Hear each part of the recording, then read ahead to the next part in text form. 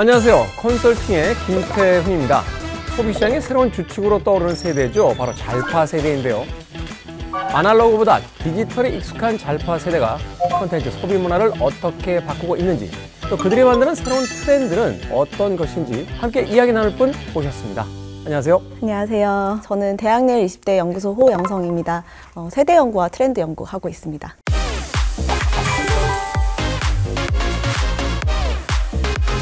자신만의 특성을 발현하고 있는 잘파 세대. 본인의 재능, 개성, 그리고 지식 이런 것들을 다 아우르고 융합시켜서 새로운 걸 생산해 나가고 만드는 세대가 되지 않을까. 10명 중 10명이 모두 나는 최근에 를 이용했어라고. 드디어 G세대가 M세대에게 작별하고 가는 겁니까? 네. 먼저 잘파 세대란 용어도 좀 생소해요. 어떤 세대를 이야기하는 겁니까?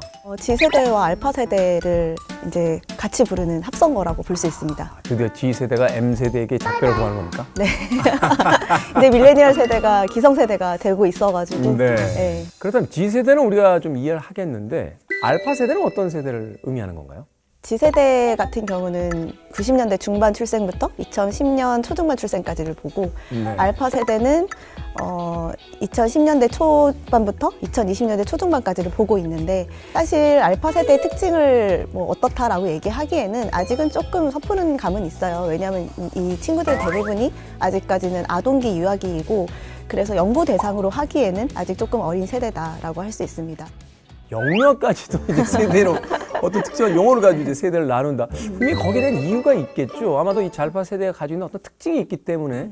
몇 년 전까지만 해도 MZ라는 말이 굉장히 사회의 주목을 받았고, 밀레니얼 세대 엄청 주목을 받았잖아요. 그리고 어느 순간 G세대로 넘어가는가 싶더니 1, 2년도 채 되지 않아서 바로 알파 세대, 잘파 이런 용어들이 나타나기 시작했거든요. 근데 세대의 이동이 이렇게까지 빠른 거는 정말 유례가 없는 게 아닌가 싶고, 근데 그 원인이 왜일까라고 생각을 해보면 격변의 시대이고 미래에 대한 어떤 불확실성이나 이런 것들이 굉장히 증폭되고 있는 시기이다 보니까, 이럴 때가 되면 미래 사회에 대한 이제 논의 같은 것들이 앞당겨져서 막 이렇게 불거지기 시작을 해요. 이제는 말하자면 이제 5년, 10년만 해도 완전히 다른 세대로 변모하기 때문에 미리 어떤 미래 예측에 대한 것을 이제 이 세대론을 통해서 하고 있다. 네, 그렇다고 볼 수 있을 것 같아요. 또 이제 세대의 특징이라는 게 사실 하늘 아래 새로운 개념이 등장한다기보다는, 그렇죠. 이전 세대의 특징들을 그대로 물려받는 경우가 굉장히 많아요. 아, 앞으로 알파 세대가 G세대의 이런 특성들을 더 물려받아서 가속화시키고 진화되겠구나라는 것들을 좀 추측해 볼 수가 있거든요. 그런 특징을 좀 더 구체적으로 이야기해 주신다면 어떤 것들을 이야기할 수 있을까요?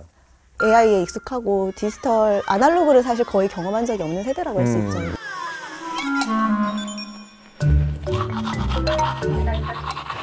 아니 왜 저러고 같이 요즘 애들의 문화예요. 저게? 네. 이러다 보니까 크리에이터 세대다라는 말씀들을 많이 하시잖아요. 본인 개인의 어떤 정체성이나 개성 이런 거에 굉장히 관심이 많고, 본인만의 재능 같은 것들을 살려서 뭔가 새로운 직업을 갖고 수익을 창출한다든지 취미생활을 굉장히 많이 한다든지 이런 모습들을 많이 볼 수 있거든요. 사실 밀레니얼 세대까지만 해도 학창 시절에 공부 열심히 해서 좋은 대학 가고 명문대 진학하고 이런 것들이 굉장히 중요한 목표였잖아요. G세대부터는 확실히 좀 더 다양성이 많이 보이는 것 같아요. 개인의 재능 같은 것들을 개발해서 뭐 다양한 수익원을 창출한다든지 이런 모습들이 많이 보이고 있고, 근데 알파 세대로 넘어가면 이제 지식과 자산뿐만 아니라 굉장히 다양한 경험들을 바탕으로 새로운 걸 생산해 나가고 만드는 세대가 되지 않을까, 뭐 이런 추측들은 좀 해볼 수 있을 것 같습니다. 자, 잘파 세대의 특성을 파악할 수 있는 사례. 구체적인 뭐 최근에 어떤 여러 가지 사례들이 있을 것 같아요. 그 사례를 중심으로 좀 설명을 해주신다면요? 유튜브에 이제 뭐 10대 창업, 10대 사장 이렇게 검색하면은 창업을 해보는 그런 그 과정을 담은 영상들을 많이 볼 수가 있어요. 근데 이제 중요한 거는 뭐 자본주의 퀴즈라는 말도 많이 하잖아요. 근데 단순히 이게 내가 꼭 용돈을 벌겠어, 돈을 벌겠어 이 차원에만 그치는 것이 아니라 도전을 해보고 경험을 쌓아보겠다, 나만의 어떤 포트폴리오 같은 것들을 확장해 보겠다라는 이런 니즈들이 조금 더 강하지 않나. 이런 시간에 이제 자신의 재능을 가지고 사회에 진입하는 그런 어떤 10대들이 늘어나고 있다, 이렇게 또 볼 수 있겠네요. 네. 최근에 또 재밌게 봤던 거는 이제 자퇴 브이로그라고 검색을 하면, 자퇴 브이로그? 네, 고등학교 자퇴하는 과정이나 고민 같은 것들을 담은 브이로그들이 많이 떠요. 근데 저희 때만 해도 자퇴한다라고 하면은 이제 우려하는 시선들이 굉장히 많았잖아요. 사실은 많은 사람들이 과연 자퇴를 한 뒤에 저 아이의 어떤 그 이후의 미래 진로가 본인이 원하는 곳으로 이제 펼쳐질 수 있을 것이냐, 사실 염려하는 분위기였는데. 네, 맞습니다. 댓글 같은 것들을 보면 남녀노소를 불문하고 응원하고 축하하는 분위기들도 굉장히 많고 그래서 사회의 시선도 많이 변하지 않았나라는 생각이 들었고 실제로 2021년에 여성가족부에서 부모의 정서적 지원을 받았다라는 응답이 점점 오르고 있는 수치들이 보였어요. 진로에 대한 고민이 진지하다면 얼마든지 용인해 줄 수 있는 사회 분위기가 되고 있구나라는 것들을 흥미롭게 느꼈습니다. 사실은 인상적인 것 중에 하나가 뭐냐면 세상의 모든 것들을 컨텐츠화 한다는 거예요. 한마디로 이제 컨텐츠의 소비 성향 자체가 좀 특이점이 왔다는 생각이 들어요. 이 컨텐츠 소비 사례에 대해서 잘파 세대가 가진 특징이 있다면 또 어떤 것들이 있을까요? 아무래도 이제 숏폼을 빼놓고 얘기할 수는 없을 것 같아요. 요새 숏폼이 대세라는 건 모두가 알고 있는 사실일 것 같고. 커튼 딱딱하고 안에는 되게 부드러운 거? 실제 저희 조사 결과에서도 보면 10대의 95.1%가 이제 최근 6개월 내에 숏폼 플랫폼을 이용했다라고 응답했어요. 네. 이게 10명 중 10명이 모두 나는 최근에 숏폼을 이용했어라고 응답한 거나 다름이 없잖아요. 저도 사실은 디지털에 굉장히 익숙한 사람이라고 생각을 했다가 그 쇼폼에서 무너졌던 게 저희는 쇼폼을 보면 아니 이게 다야? 풀 버전 어디 있어? 라고 이렇게 찾게 네. 되는데 쇼폼 자체가 하나의 완성된, 그러니까 완결된 컨텐츠라고 본다는 거죠. 그런 면도 있고요. 숏폼을 업로드하는 데 걸리는 시간이 1분 미만인 경우가 되게 많아요. 아니 찍으면 편집도 하고 뭐 자막도 넣고 해야 되는데 그걸 그쵸. 1분 안에 올린다고? 편집이 굳이 필요 없다는 거예요. 그러니까 뭐 밀레니얼 세대만 해도 뭐 30분 정도 걸린다는 응답이 제일 많았는데 Z세대는 1분 미만이라는 응답이 제일 높았던 거죠. 근데 이 밀레니얼만 해도 인스타그래머블한 콘텐츠가 되게 중요하고 정제되고 예쁘고 각 잡히고 이런 걸 좋아했다면 네. Z세대는 훨씬 이제 날 것을 선호하는 거죠. 최근에 잘파 세대의 가장 큰 특징은 찍으면 바로 올린다. 네, 최근에 막 2억 조회수로 소위 말하는 대박이 터졌던 그 슬립백 챌린지 같은 경우에도 이런 걸 찍어보자 해서 뭔가 이렇게 사전에 기획하고 한 게 아니라 친구랑 편의점을 가는 길에 야, 너 그냥 한번 해봐 이러고 크록스 신고 대충 했는데 그걸 찍어서 올렸는데 그렇게 잘 된 거거든요. 그러니까 이게 되게 대표적인 사례라고 할 수 있을 것 같아요. 거기서도 이제 벽이 네. 생기는군요. 저는 며칠째 연습 중인데 골반이 너무 아픕니다. 이렇게 옆으로 뛰어야 되는데 기성세대와 이제 잘파 세대가 나뉘어지는 게 아닌가 하는 생각을 네. 하게 되는데 자, 최근에 소비 측면에서 주목해야 되는 가장 두드러진 특징이 있다면 어떤 게 있을까요? 버추얼이나 AI 같은 걸 빼놓고 말할 수는 없을 것 같아요. 최근에 그 사례 중에 이제 버추얼 아이돌이 콘서트를 열었는데 무려 2만 명이 모였다고 하더라고요. 온라인에서요? 아니요. 오프라인에서? 네, 오프라인 페스티벌을 하는데 2만 버추얼 명이 아이돌이면 온라인에 존재하는 거잖아요. 기성세대의 시각이신 거고. 저희도 놀랐어요. 이게 버추얼 아이돌 하면은 온라인에서만 소비될 것이라 생각했지만 버추얼과 현실의 경계 같은 것들이 별로 없다라는 생각을 많이 했어요. 그 이야기 굉장히 충격적이네요. 2년 전쯤에 이제 코로나가 한창일 때 온라인 관계가 끈끈해졌을 것이다. 그래서 Z세대의 온라인 관계 조사를 설계를 했어요. 근데 결과가 이제 현실 친구와 온라인 친구가 다르지 않은데 그걸 왜 구분하냐. 되게 기성세대의 시각으로 설계를 해버렸던 거죠. 그래서 굉장히 놀라웠던 기억이 있습니다. 그게 이해가 되네요. 그러니까 저희는 온라인이 이렇게 활성화되기 이전에 젊은 날의 어떤 문화를 가지고 있다가 이제 온라인이 활성화되면서 이제 새로운 문화가 생겨난 거죠. 그러니 분명히 이 문화권이 나눠질 수밖에 없잖아요. 젊은 세대는 눈 뜨고 태어나 보니 이미 그런 세상이니 이걸 굳이 나눌 이유가 사라지게 되는 그런 어떤 시대가 이제 도래하고 있는 거군요. 잘파 세대 이런 특성을 컨텐츠 시장을 어떻게 변화시키는 데 작동을 하고 있는 겁니까? 젊은 세대가 트렌드를 굉장히 리드하고 빠르게 적응하고 확장시키는 역할을 많이 하잖아요.